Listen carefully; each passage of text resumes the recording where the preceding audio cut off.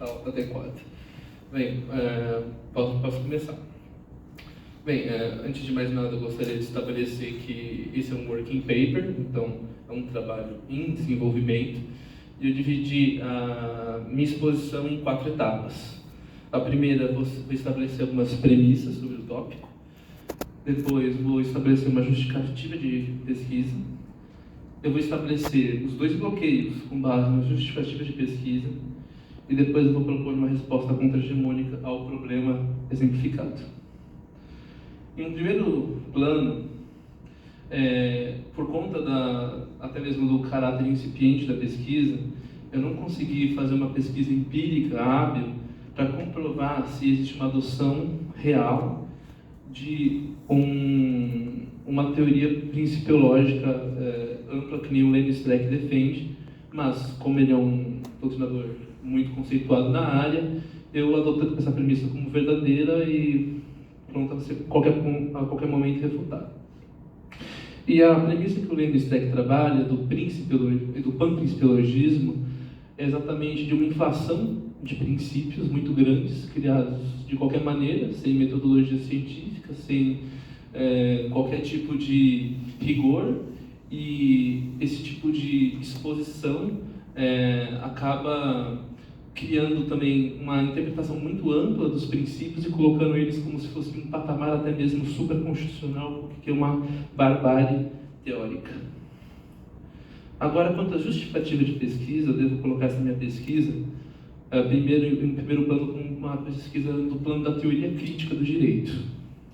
Isso significa que essa pesquisa não procura explicar como as coisas são, mas como elas devem ser. E como devem ser significa que eu vou procurar nessa pesquisa os bloqueios que impedem ela de ser o que melhor pode ser. E isso é feito em 2 planos. Primeiro, eu vou adotar o plano do Horkheimer. Horkheimer ele é um teórico que ele expôs exatamente a necessidade pela busca da emancipação e a necessidade da busca histórica do direito, ou seja, da pesquisa social no geral, na verdade. E essa pesquisa ela tem condicionantes históricas específicas. E as condicionantes históricas específicas significa que nós temos no Brasil um tipo diferente de organização estrutural do que de qualquer outro país, porque cada país é singular, com suas próprias histórias e tradições, e, portanto, nós não podemos simplesmente importar tradições jurídicas de outras regiões. E eu vou adotar a posição do Boaventura de Souza Santos, que todo processo hegemônico vai gerar exatamente um outro processo contra-hegemônico. E essa é a intenção dessa pesquisa, gerar um processo contra-hegemônico. E esse processo contra-hegemônico significa exatamente combater essa primeira premissa que eu estabeleci, adotada, que é um problema do panprincipiologismo no Brasil. Mas não somente um problema do panprincipiologismo. No livro do professor Dimitri de Moles, Rubens Glaser e outros autores de influência aqui da pesquisa da FGV, um livro chamado Resiliência Constitucional, foi estabelecido que o Brasil, na verdade, adota uma coisa chamada de compromisso maximizador. O compromisso maximizador, na verdade, é um acordo que não é um verdadeiro acordo, não há concessões políticas na nossa Constituição de 1988. Há uma positivação de todos os interesses possíveis, ainda que conflitantes. Qual que é o problema? O problema é que, diante de um cenário que todos os princípios são mais amplos possíveis e que a Constituição, na verdade, ela abarca todos os valores possíveis, então todos os princípios tornam todas as normas que podem ser constitucionais. Isso é o que eu chamo no meu artigo de modularidade matemática constitucional. Matemático, porque quando a gente fala de um módulo, a gente escolhe entre 2 valores, e entre os 2 valores é o maior deles. E nesse caso, o maior é a constitucionalidade. Então, nesse cenário, tudo que você vai botar dentro de uma área de um princípio vai tornar aquele princípio constitucional, independente de qual que seja a conduta. E isso é um problema exatamente porque Lenny Streck estabelece que nós adotamos a teoria de um professor alemão chamado Robert Alexy. E para manifestação do direito brasileiro, a sua manifestação é através do Virgílio Afonso da Silva, que ele elaborou a tese do suporte fático amplo no direito brasileiro, e ele é logo o expoente brasileiro disso. Portanto, nesse meu artigo, eu procuro exatamente combater as premissas adotadas pelo Virgílio Afonso da Silva, estabelecendo que o suporte fático amplo, né, que seria basicamente uma norma que divide o processo de aplicação em duas etapas. Essas duas etapas são as seguintes. Há uma etapa de uma abertura conceitual, ou seja, você encara todo o direito como protegido ao âmbito temático de um determinado direito fundamental. E na segunda etapa que você define a definitividade de aplicação desse direito. O problema é que, como você já tem um plano principiologismo, o suporte fático amplo vai abarcar novamente tudo, todas as normas, e vai causar todo esse problema, desse evento de que tudo é constitucional, que gera um problema para a teoria da inconstitucionalidade das normas. Então, esse compromisso maximizador e o plano principiologismo são esses dois bloqueios identificados. Mas como resolver isso? Obviamente, a minha resposta não é uma resposta conclusiva, ou até mesmo a única resposta possível dentro de uma constelação de respostas contra-hegemônicas que são possíveis no cenário brasileiro. Entretanto, eu acredito que é possível achar uma resposta possível dentro da própria obra do Virgílio Afonso da Silva. Uma que ele mesmo nega, né, como aquela que é menos protetiva. Nesse sentido, o suporte fático restrito, que é exatamente aquele que exclui de antemão a proteção de determinadas condutas, por conta de uma simples decisão legislativa ou constitucional, ele vai causar exatamente com que esses direitos tenham uma área de proteção determinada. Isso significa dizer que os direitos são capazes de exprimir a si mesmos. Mas veja bem, eu não estou dizendo que nós temos simplesmente uma capacidade de juiz boca de lei, uma subsunção irregrada. Não. René Davy, em uma sua obra de sistemas jurídicos contemporâneos, ele fala exatamente que em sistemas jurídicos que são de tradição romano-germânica, o que se estabelece são quadros nos quais o juiz tem que se ater a essas molduras, e razão pela qual o juiz está distrito a esses quadros, que eu chamo de área de proteção nesse trabalho. Além disso, a adoção de um suporte fático restrito importa necessariamente em que você vai eliminar um processo de cognição do juízo. Ou seja, você vai eliminar o processo da ponderação concreta. O processo da ponderação concreta é exatamente um dos problemas identificados nesse trabalho, e isso vai fazer com que uma leitura seja agilizada no cenário dos direitos fundamentais. Mas por que fazer toda essa leitura? Ora, se nós temos uma tradição jurídica própria, uma tradição jurídica brasileira, então nós não podemos nos ater a respostas que outros juristas acharam dos seus próprios sistemas. Não existem sistemas que traduzam em respostas únicas. E por isso nós temos que construir nossa própria teoria estrutural da norma fundamental brasileira. E essa teoria estrutural é exatamente o que se busca aqui nesse trabalho. A resposta, obviamente, não pode ser de forma alguma uma resposta conclusiva, até porque, como eu disse, esse processo não é somente de uma frente, mas de uma multiplicidade de frentes que se somam e no final são capazes de, dentro de um debate acadêmico, formar então uma própria formação. Então, nesse sentido, o processo contra-hegemônico ele vai ser gerado nas próprias condicionantes históricas brasileiras. Muitos livros hoje tratam crises da democracia, derrocada da democracia. Quanto mais fatal é o destino da democracia, melhor no livro, melhor vai ser vendido. E eu me pergunto se, na verdade, se isso não é uma falha simplesmente de uma importação de sistemas institucionais. Às vezes, os sistemas falham porque eles simplesmente não são desenhados na nossa realidade social para operar dessa maneira, e eles estão, na verdade, gritando para que sejam redesenhados, para que funcionem numa realidade apropriada. Se nós negamos, por exemplo, o caráter político do Judiciário, do Supremo Tribunal Federal, principalmente, então a gente está cometendo uma falha metodológica gigantesca. Então, são nessas premissas que esse trabalho se embasou. Eu espero que eu tenha feito pelo menos um pouco claro quando o tópico expus, e eu agradeço a atenção de todos.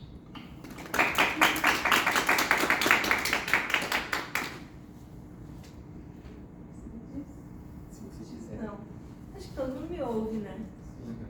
Deixa eu brincar de passar o bastão. Olha, Gibran, eu vou dizer que eu tô quase chorando aqui, porque passou um filme na minha cabeça. Eu lembrei da primeira vez que você apresentou um trabalho na Semana Jurídica, você tinha acabado de chegar na Unisantos. Alguns poucos professores te conheciam. Eu lembro do primeiro dia, né, Gabriel? O Gibran chegou com, meu Deus do céu, de onde veio esse aluno que está me perguntando sobre 3 livros ao mesmo tempo? E aí logo ele chegou na Semana Jurídica e a gente falou, bom, então ele chegou e veio para ficar.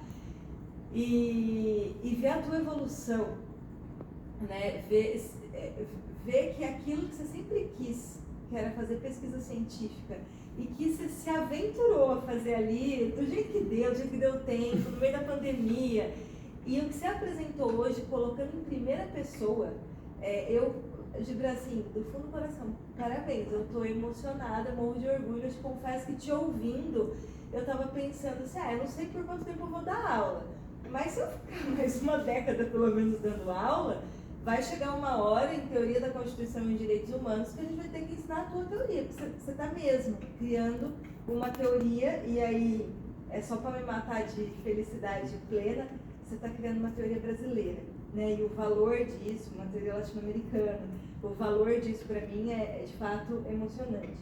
O professor Matheus falou aqui que eu anotei um monte de coisa. A maior parte das coisas que eu anotei foi mais para ver o Gibran do final do ano passado, que descobriu os alemães, e que era Deus no céu, os alemães na terra, e aí nos alemães no céu, né? Ele inclusive faltava da aula para estudar alemão, lembra? E aí, a tua maturidade, em tão pouco tempo, a gente falava tanto de experiência, né? De perceber que isso tudo é muito interessante, mas isso não está explicando muita coisa. E o Boaventura de Souza Santos, que você descobriu há pouco tempo, e eu acho que ele, se soubesse, né, que já fez isso, ele fez o que eu acho que é a grande parte da teoria dele, de despertar as pessoas para entender que o direito não funciona fora das outras áreas de conhecimento, especialmente quando a gente está falando de ciências humanas e ciências sociais. E eu acho que se apresentou com brilhantismo essa concatenação de ideias, né? Existe algo que se aplica aqui, o que se aplica aqui vem de uma teoria que é alemã, ela não é boa, ela não é ruim, mas ela talvez não responda, porque para responder a gente precisa de uma outra pitada, que eu acho que o Boaventura de Souza Santos indica muito bem. Eu fiz uma anotação aqui, você citou o René Davy, sobre os direitos quadros, mas não sei se você já tinha feito a relação.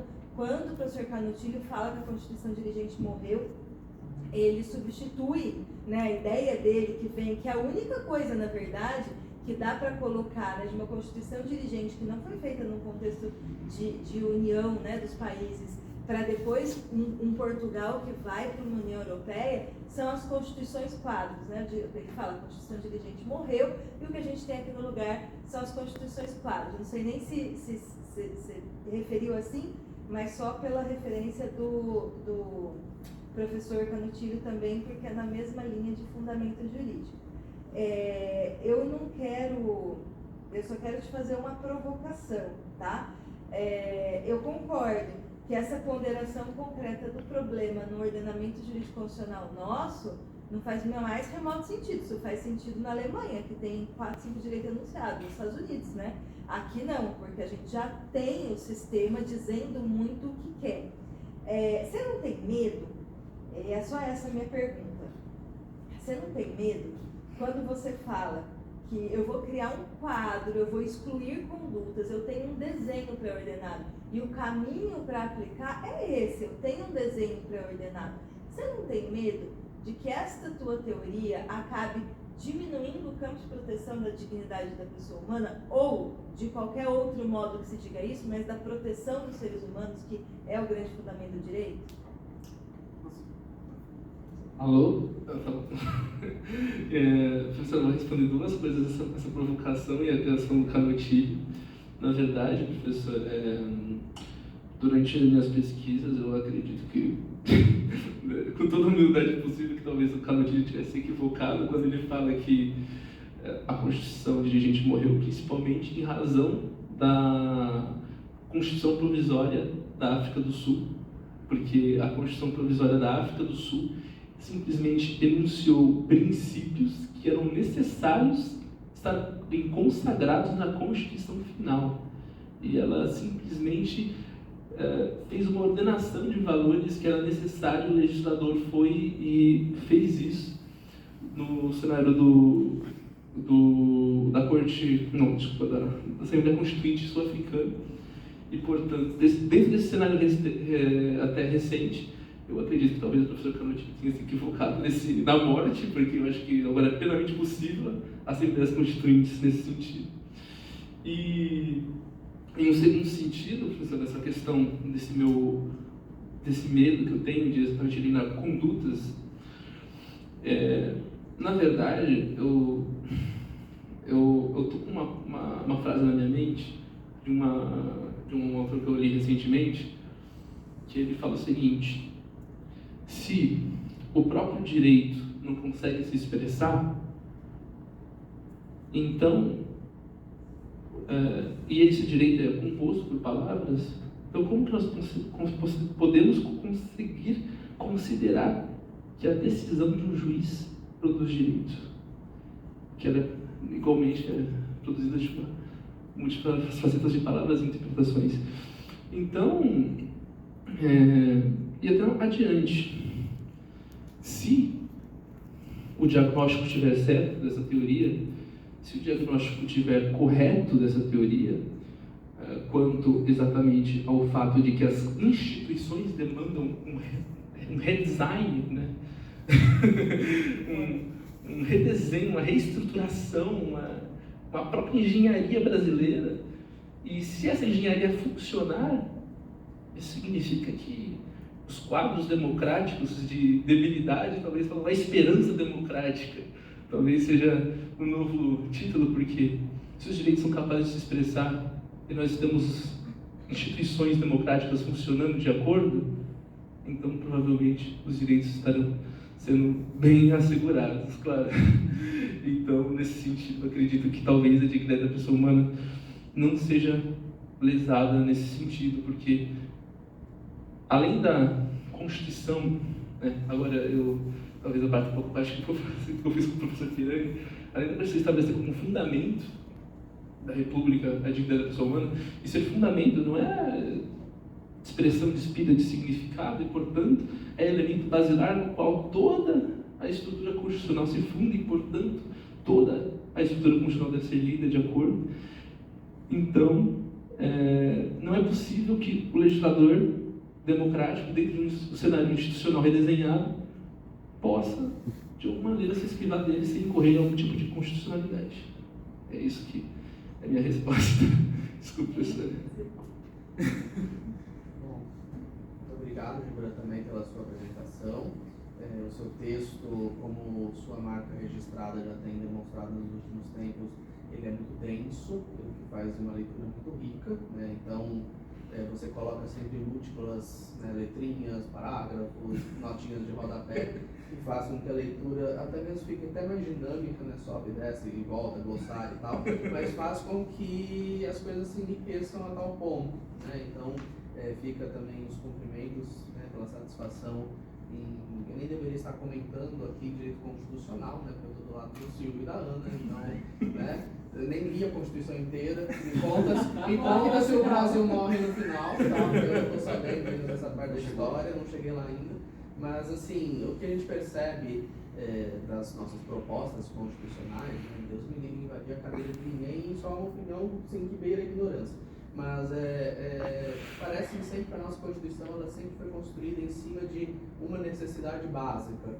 Então, a nossa atual Constituição parece-me que ela estava interessada em alguma questão política, algum tipo de voto, alguma coisa assim, e parece que existe todo um abismo emocional para as outras questões e ninguém liga para mais nada. Então, a gente foca nisso e assim vai indo. Parece que toda a história de cada uma delas sempre tem uma marquinha assim, registrada e um acúmulo de coisas que parece que não contribuem tanto para a sociedade de hoje. E aí, na linha do que a professora Ana falou, me parece de fato que tem surgido na sua concepção uma nova proposta mesmo. Só que assim, com todos os filtros da honestidade, numa escala até de 0 a 10, eu queria que você comentasse qual é o grau de utopia que você vê disso a nível de Brasil. Porque assim, lendo, eu consigo imaginar um mundo muito perfeito, mas vivendo aqui, me parece que está um pouco distante essa realidade, distante a ponto de eu olhar uma utopia. Você consegue ver uma aplicabilidade mais imediata ou eu estou certo no meu mediatismo? Então, professor, uma das premissas que infelizmente eu não tive tempo de expor é que eu uso o paradigma da reconstrução do materialismo histórico do professor Jürgen Habermas. E o professor Jürgen Habermas, ele fala que nós temos que assumir o pior, o que a gente vive agora, para que nós possamos identificar bloqueios na sua melhor forma, para que aquilo se materialize na sua melhor forma possível. Então eu vejo, na verdade, sim, eu vejo um grau grande utópico, porque o que eu conclamo nessa pesquisa científica é um dever ser, e é um dever ser que certamente a prática não vai se adequar perfeitamente, mas, contudo, entretanto, esse dever ser, né, ele deve ser apurado agora de uma condição de um materialismo interdisciplinar, que aí nós devemos juntar pessoas que agora conheçam as condições históricas, condicionantes do que o processo brasileiro vai surgir, né, e essas pessoas sejam capazes de, talvez, desenhar pelo menos as instituições de um modo que elas não se tornem perfeitamente funcionais, mas que pelo menos nesse sentido elas se tornem funcionais, né? Porque o problema, acho que não é nem cerca da funcionalidade, talvez a funcionalidade ou infuncionalidade dessas instituições. E nessa minha visão elas conclamam por esse pedido de ajuda, né? E dentro desse pedido de ajuda é necessário exatamente expor como que deve ser na perfeição, para que pelo menos sintamos materializar de alguma forma no plano prático e ver o que dá, né? O famoso ver o que dá, porque a gente não pode se manter na mesma coisa, porque se a gente se limitar a explicar simplesmente o que é, então as coisas nunca poderão ser o que elas, mais do que elas já são. Então, essa é a minha perspectiva. Obrigado. Gibran, parabéns pelo seu texto, pela sua exposição, pela sua pesquisa, reconhecer aqui os méritos, né, como destacou a professora Ana, a sua evolução, quando ela falou da apresentação do trabalho da Semana Jurídica, não foi do ano passado, foi do ano retrasado, né? Como passa rápido, aí me despertou a lembrança também. Você já se apresentava como um estudante muito qualificado e agora ainda mais. Então, parabéns, fez uma exposição sobre um tema complexo, né? Extremamente complexo, abstrato, teórico, expôs muito bem. A título apenas de sugestão, você gosta de ser assim bem destacando as etapas da sua pesquisa? Acho que no começo faltou apresentar o tema. Única coisa que eu sugeriria. E a minha pergunta é: e o fator dentro da problemática que você está estudando? E o fator Supremo Tribunal Federal? Como que você está considerando a atuação do nosso Supremo Tribunal Federal nessa questão do panprincipiologismo e das questões que você destacou? É só isso que eu queria te ouvir, te cumprimentar mais uma vez, desejar muito sucesso na continuidade dessa pesquisa que realmente é muito importante. Parabéns. Bom, respondendo a sua pergunta, primeiro eu queria enumerar que o Supremo Tribunal Federal do Brasil não anda sendo literalmente um aplicador das normas constitucionais do Brasil. Em uma pesquisa do SPDP de acho que 2018, por aí, desculpa, não me lembro a data correta, foi enumerado que o Supremo Tribunal Federal utiliza uma grande referência de jurisprudência estrangeira, seus acordos, etc., o que já significa, de certo modo, uma ignorância à própria realidade legal brasileira. Então, esse é o primeiro sinal de debilidade institucional do Supremo Tribunal Federal. Em segunda ocasião, muitos juristas, às vezes equivocadamente, falam sobre o Supremo Federal ser um órgão que cuida exatamente, que na verdade que está atuando em ativismo judicial exacerbado. Na verdade, uma pesquisa recente do professor Dimitri Dmoulis e da Soria Lunardi apontam, na verdade, quantitativamente, com dados específicos, que na verdade o Supremo Tribunal Federal tem se mostrado mais passivo do que ativo quando se trata de direitos transversais, que exatamente tratam dos direitos fundamentais e outros aspectos da Constituição Econômica do Brasil. Então, primeiro, a gente tem que mostrar que, por exemplo, um instituto que nós conhecemos como a ADO, muito tempo é concebida como um instituto ineficaz erroneamente pelos juristas. Entretanto, pesquisas apontam que cerca de 80% das ADOs propostas contra o legislativo, ainda que não seja vinculante, enseja uma resposta legislativa. E então já você desmascara muitas das pesquisas feitas erroneamente sobre o Supremo Tribunal Federal, mas o problema não é verdade nem na resposta legislativa. Quando não há resposta, nesses outros 20% de casos, ele é totalmente omisso e não responde nada. Ou seja, ele permanece em um estado de inércia e ele simplesmente se exime de decidir. Agora, se a gente pensar em aspectos até